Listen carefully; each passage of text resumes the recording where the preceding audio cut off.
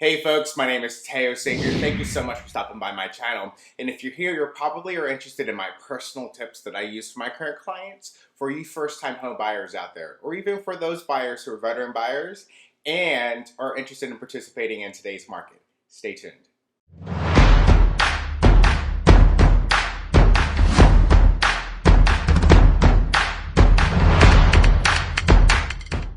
Hey folks, so welcome back. You're here for my Teo tips. Aha. And my personal advice that I give my buyers, my clients, and the people that are in my circle in regards to the market and purchasing. Whether you're a first-time home buyer or a veteran buyer that bought 5 years ago, the market's definitely different from then. Things have definitely shifted now, even with the COVID-19 outbreak. That being said, for my first Teo tip, is going to be, please do not try to time the market. I know that's probably triggering for some. Look, timing the market, if you were a fortune teller, then you would be able to time this pandemic. So if you couldn't time this pandemic and anticipate that this was going to happen, you probably wouldn't be here right now watching this little video of mine. Now, would you? No. However, I will say this. When it comes to buying and when it's the right time for you, that's up to you. It's all up to what's happening with your current life, your income, your credit, and so forth, and those life events that I talked about in my previous videos. Those are going to dictate what's going to set the tone for you, the reason why you should buy and why you want to buy. Other than that, I can't tell you what's going to happen in the future. I'm not a fortune teller. Stick to what you can control, which is how much you're paying for in monthly and who your agent is, who your lender is going to be, and so forth. Just trust in that and just know that synchronicity is actually going to make things fall into place just so you be able to sort of create this goal and accomplish this goal too. And don't wait for any external sources to tell you when it's ready, because that's actually going to be a lot of people. And you don't want to be a lot of people. You want to be able to make an opportunity for yourself, maximize on it, and connect with a lender and an agent who is on the same page as you and find that perfect house. And next thing you know, you will probably find that perfect opportunity, and you probably will be like, wow, I probably wouldn't have this opportunity if I waited for something to tell me what to do, like waiting for the market. So, Teo tip number 2 is interview your potential camp. So interview multiple agents as well as multiple lenders too. As far as agents are concerned, I personally meet clients through open houses. I liked them coming to me, whether me going out and just asking for business. However, I always like to spark up conversations during open houses and seeing if anybody would connect, or if anybody is opening to interviewing me. I would definitely use that as an opportunity as well. You can use that opportunity too for yourself and meet agents through there, only because usually when you meet agents at open houses, they have a pre-existing relationship with the listing agents. They know about the area and so forth, and yeah, they're actively looking to help others. As far as meeting other agents, you could possibly ask for referrals from other friends and so forth, post a social media blast. There's Google, Yelp, and so forth, Zillow. Speaking of Zillow, here is a little disclaimer about Zillow and what Zillow does to your information. So, for example, if you were to click a listing and you wanted to see a house, most of the times people would want to connect to the listing agent.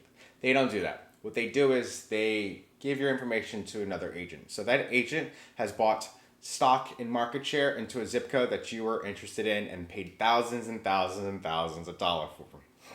That agent actually gets your information from Zillow. They do a live connection, they do introduction and so forth. And from there, you go ahead and talk to the said agent. The thing about Zillow and that is that they take anybody's money, they take anybody's agent's money, and then they resell that information regardless. So they might resell it a couple times to other agents and so forth. However that may be, some people and listing agents feel like that's the listing agent's lead, so to speak. But wherever you stand on that, just be aware of what you're doing with Zillow and Trulia, because that's how they're sourcing your information and that's how that actually occurs. Which isn't to say isn't a bad thing or good thing, but that's just something you should be mindful of when you have a certain expectation in mind, but then it's thwarted because of what Zillow does. I would say please interview as many people as possible. Figure out what's important to you as a buyer in regards to who you want representing you. I always, liked to work in a way that we're 100% transparent. I do want to urge people to participate in loyalty There's so many instances where I've had buyers after 10 months of showing them homes and providing them information, they just go up and drop and use their cousin or so forth, which, it hurts because all the amount of work and effort I put into this relationship and spending money and everything is at a cost. And, who's going to compensate that agent for the amount of work they've done? Nobody. So unless there's a specific reason why that agent did you wrong, or you're not feeling it, maybe the chemistry wasn't there, I would say you should know that ahead of time. That's why that interview is important, because you'll be able to be like, oh, okay, cool, we're not connecting, then that's important to me. It's because I want to be comfortable in asking questions and feeling like a newbie and being comfortable in my position. And if I don't have an agent that makes me feel safe in that regard, then I don't want them. So that's why those interviews are important. Also, a lot of agents will ask their buyers to sign a buyer broker agreement. I don't. It just protects the agent's commission. I usually do a loyalty agreement. However, the buyer broker agreement is actually there to also protect that relationship with the buyer and the agent from other agents, because other agents are also scrupulous. They will do anything to poach and to maybe pull you away from your current relationship. So that's also something to think about as well. Same thing goes with lenders. It's important to shop rates and figure out those lenders, are they willing to flex on terms, because that's also important that most people don't ask about. Terms such as length of escrow, appraisal contingency, and loan contingency, and what they're willing to do in regards to manipulate those timelines, because those timelines actually provide value to the seller and listing agent, and those are great ways to appeal to them if we have a certain circumstance that they might need help on, or to be competitive as well, which is another hint. Other than that, yeah.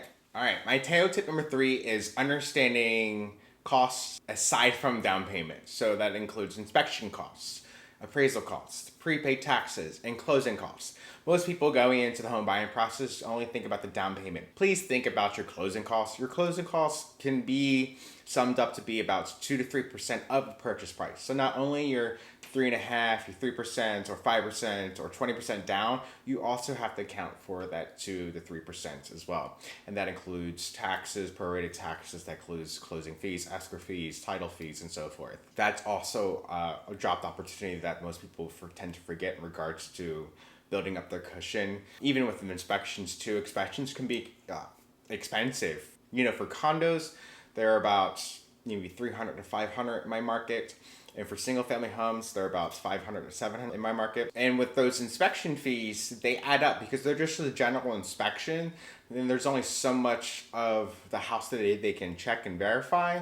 They're just the start. You might have to hire a mold inspector or a foundation or roof to be able to create a bid, and also create that bid to break down a repair cost. There are other resources as well that you can use to take your general inspection report if you have a tight timeline, or you just are interested in knowing how much it's going to cost for general maintenance. There's Repair Pricer that I use and recommend to some of my clients if they just want to just skip hiring individual inspectors and use that Repair Pricer. Just give them a basic general amount of what each line of the inspection report costs. They're going to be obtuse in regards to the scope of work, only because they don't know what exactly is specifically happening with the house, like what pipes are needed for the plumbing underneath the house, and then if there's a downslope, and if they need to take out the piping and so forth. But they can give you a general idea based off of their team of contractors and experts. And so for appraisals, you might have to pay for them up front, like $500 to $700 up front. Sometimes they're wrapped in your closing costs, but sometimes they're not. And those are conversations that you're going to have to ask the lender. Like, hey, what are my upfront costs right now going into escrow? Is there prepaid taxes I need to pay for? Is there any points? Or are there appraisals that I need to pay for during escrow? And, see if you can basically ask for a closing sheet. I would definitely ask a closing estimated sheet during escrow and figure out, okay, cool, what are my ballpark numbers? It's going to change only because the time that it occurs, it's also going to dictate how much you pay as well in regards to taxes and so forth. So keep that in mind. My Teo tip number 4 is always ask questions. Don't judge yourself for asking questions that you feel like are either juvenile or you feel like that are are dumb. Don't say that. It's always good and always safe to just have a clear sense of mind and mood with clarity, because again, when you're participating in this market or even purchasing a house, it's going to be daunting, and we're here to help. And I answer all my texts, emails, calls immediately if I'm able to. And that goes the same thing with lenders. We're here to help you also develop a relationship with your escrow officer and title officer. Like if you're unsure what title insurance is, feel free to ask. Feel free to learn what that entails, so you can make the best decision for yourself in regards to educating yourself, but also moving forward within the buying purchase too. There's never going to be any dumb or wrong questions ever. There's always going to be wrong opportunities for you to ask, because don't wait till the last minute to ask. I would say just always ask when you have that question in your head, or at least write it down and save it for a good time that's appropriate for everybody. Not like 3 o'clock in the morning, even though sometimes I am up at 3 o'clock in the morning answering emails, but just always ask questions, and we're here. Teo tip number 5 is be competitive. So you are interested in purchasing in this market. It's a seller's market, and you are purchasing in the Valley, for instance, and you're learning that, hey, there's multiple offers in most of these properties. Be competitive. Try to flex, meaning figure out what with your team, your agent, and your lender, what you can do to, create more opportunity and value for yourself. Again, my favorite thing is, not necessarily coming up with money, but also tapping into the seller's motivation, figuring out what's important to them aside from money, and using that as an opportunity for us to respond. So I would say it's always lead with your best foot forward. Meanwhile, we're still protecting you. We're still making sure that you're able to, cancel escrow and be able to get your EMD back. And even now in COVID-19, we have release forms. We also have unforeseen circumstance contract forms as well. So if something were to occur that's COVID-19 related, we can still get you out of escrow and get your EMD back too. All right, folks, thank you so much for watching. If you have any other questions about these previous tips, or perhaps you have other ideas for videos, feel free to drop me a comment below. Other than that, thank you again. Don't forget to subscribe, click the bell, and see you next time. Hey folks, thank you so much for watching Selling with Teo. If you enjoyed our content, feel free to press the subscribe button. And if you have any questions, comments, or additional topics you'd like to discuss, feel free to drop me a message as well. Other than that, see you next time.